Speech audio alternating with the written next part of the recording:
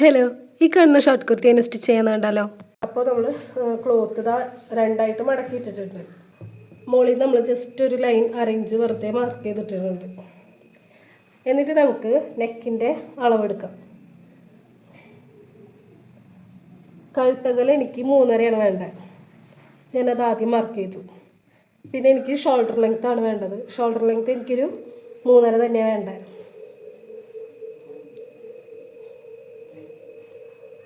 ഞാൻ മാർക്ക് ചെയ്തു. അപ്പോൾ നെക്കിനുള്ളതും ഷോൾഡറിനുള്ളതും ഞാൻ മാർക്ക് ചെയ്തിട്ടുണ്ട്.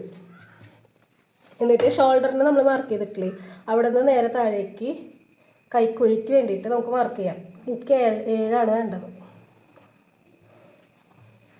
ഇവിടെ നിന്ന് ഇങ്ങോട്ട് നമുക്ക് ബ്രസ്റ്റ് റൗണ്ടിൻ്റെ അളവാണ് വേണ്ടത്. അത് നിങ്ങൾ എത്രയാണെന്ന് വെച്ച് കഴിഞ്ഞാൽ നിങ്ങളവിടെ അടയാളപ്പെടുത്തി കൊടുക്കുക. അപ്പോൾ നമുക്ക് ഇങ്ങനെ ഒരു സ്ക്വയറായിട്ട് ഇവിടെ കിട്ടും. ഞാനിവിടെ അളവെടുത്തിട്ടില്ല, ഞാൻ ജസ്റ്റ് ഇങ്ങനെ വരച്ചിട്ടുള്ളൂ. എന്നിട്ട് ഈ ഒരു പോയിന്റിൽ നിന്ന് കൈക്കുഴിക്ക് നമ്മൾ കെട്ടിയിട്ടുണ്ടാകുന്ന ഒരു പോയിന്റില്ലേ, അവിടെ നിന്ന് നമുക്ക് 1.5 ഇഞ്ച് ഇതാ മുകളിലേക്ക് ഇങ്ങനെ കയറ്റി ഒരു പോയിന്റ് ഇടാം. എന്നിട്ട് ഈ പോയിന്റാണ് നമ്മൾ കൈക്കുഴിക്ക് വേണ്ടിയിട്ട് കുഴിച്ച് നമ്മൾ വരയ്ക്കണത്. ഞാനിപ്പോൾ ബ്രസ്റ്റ് റൗണ്ട് ഒരു 10 എടുക്കണം. എനിക്ക് തയ്യൽ തുമ്പും കൂടി കൂട്ടിയിട്ട് 10 മതി. പക്ഷെ ഞാൻ ഒരു എക്സ്ട്രാ ഒരു 1/2 ഇഞ്ച് കൂടെ ഞാൻ കൂട്ടിയിടുന്നുണ്ട്. ഷേപ്പ് ഇവിടെ അടയാളപ്പെടുത്താം.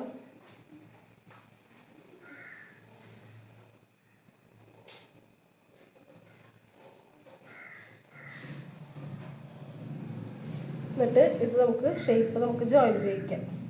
ഇവിടെ എക്സ്ട്രാ തയ്യൽ തുമ്പും കൂടി നമുക്ക് ഇടണം കേട്ടോ. ഇനി നമുക്ക് നെക്കിനുള്ള അളവ് എങ്ങനെയാണെന്ന് നോക്കാം.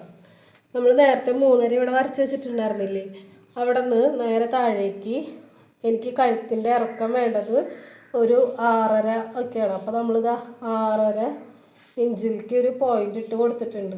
എന്നിട്ട് ഈ 6.5യും നേരത്തെ 3.5യും തമ്മിൽ കണക്ട് ചെയ്യാം. അതായത് കഴുത്തിനുള്ള 3.5 നമ്മൾ എടുത്തിട്ടുണ്ടാവുന്നില്ലേ, അതും കണക്ട് ചെയ്തിട്ട് നമുക്കിതാ ഫോൾഡിങ് പോയിന്റിൽ നിന്ന് ഈ 6.5യിലേക്ക് ഒരു വര വരച്ച് കൊടുക്കാം. അപ്പോൾ ഇവിടെയും ഒരു ബോക്സ് നമുക്ക് ഫോമായി വന്നിട്ടുണ്ട്.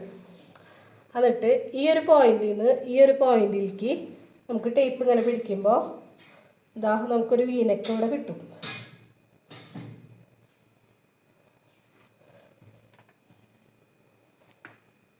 യോക്കിൻ്റെ ഇറക്കം നമ്മളിതാ 13 ഇഞ്ചാണ് എടുത്തേക്കണേ.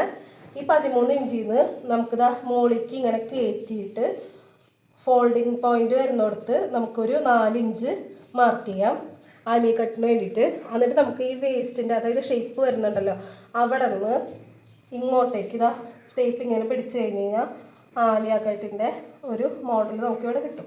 അപ്പോൾ നമ്മളിതാ ഈ ഒരു പോയിന്റ് 4 ഇഞ്ചും പിന്നെ നമ്മുടെ ഈ വേസ്റ്റിൻ്റെ ഷേപ്പിൻ്റെ ആ ഒരു സൈഡ് ഉണ്ടല്ലോ, അവിടേക്ക് ഈ ഒരു ഇത് കണക്ട് ചെയ്ത് കൊടുത്തു കഴിഞ്ഞ് കഴിഞ്ഞാൽ നമുക്കിത് ഇങ്ങനെ ആയിരിക്കും കിട്ടുക. നമുക്ക് കട്ട് ചെയ്തിട്ട് കാണിച്ചു തരാം.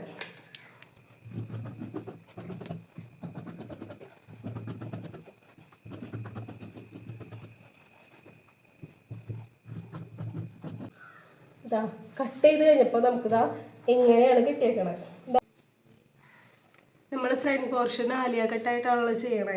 അപ്പോൾ അതിന് ഗ്യാദേഴ്സ് ഇടാൻ വേണ്ടിയിട്ട് മാർക്ക് ചെയ്യുമ്പോൾ നമുക്ക് ഒരു കാര്യം കൂടെ ശ്രദ്ധിക്കാനുണ്ട്. നമ്മൾ ഈ യോക്ക് പോർഷനിൽ 4 ഇഞ്ച് കയറ്റി മാർക്ക് ചെയ്തിട്ടുണ്ടായിരുന്നല്ലോ, ആ 4 ഇഞ്ച് നമുക്ക് ഈ ഓപ്പൺ വരുന്ന പോയിന്റ് ഉണ്ടല്ലോ അവിടെ വേണം മാർക്ക് ചെയ്യാനായിട്ട്.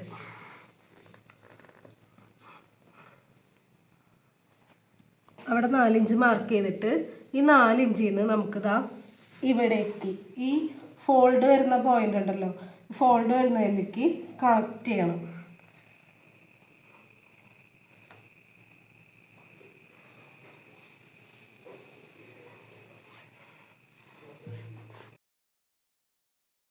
എന്നിട്ട് നമുക്ക് ആ മാർക്ക് ചെയ്ത പോർഷൻ ഇതുപോലെ കട്ട് ചെയ്ത് മാറ്റാം. കട്ട് ചെയ്ത് കഴിയുമ്പോൾ താഴേക്കുള്ള പോർഷൻ നമുക്ക് ഇതുപോലെ ആയിരിക്കും കിട്ടുക. ഈ ഒരു പോർഷൻ നമുക്ക് ഗ്യാദേഴ്സ് ഇട്ടിട്ട് എടുക്കണം. അപ്പോൾ നമുക്ക് ഈ കാണുന്ന പോലെ ഗ്യാദേഴ്സ് ഇട്ടിട്ട് സ്റ്റിച്ച് ചെയ്ത് കാണിച്ചു തരാം. ഫ്രണ്ട് പോർഷൻ ഗ്യാദേഴ്സ് ഇട്ട് സ്റ്റിച്ച് ചെയ്തെടുത്തപ്പോൾ നമുക്കിതാ ഇതുപോലെയാണ് ഫൈനൽ ലുക്ക് കിട്ടിയേക്കണേ. ബാക്ക് പാർട്ട് നമ്മൾ നോർമലായിട്ട് യോക്ക് കട്ട് ചെയ്ത് ഗ്യാദേഴ്സ് സെറ്റ് ചെയ്തിട്ടുള്ളൂ, വേറെ ഒന്നും ബാക്കിലോട്ട് ചെയ്തിട്ടില്ല. ഫ്രണ്ട് പാർട്ട് മാത്രം നമ്മൾ ആലിയ കട്ട് മോഡലിൽ തയ്ച്ചേക്കണേ. അപ്പോൾ നിങ്ങൾക്ക് ഈ ഡ്രസ്സിൻ്റെ ഫൈനൽ ലുക്ക് ഇഷ്ടപ്പെട്ടെന്നുണ്ടെങ്കിൽ കമൻറ്റ് ചെയ്യാനും സപ്പോർട്ട് ചെയ്യാനും മറക്കരുത്. Bye, thank U.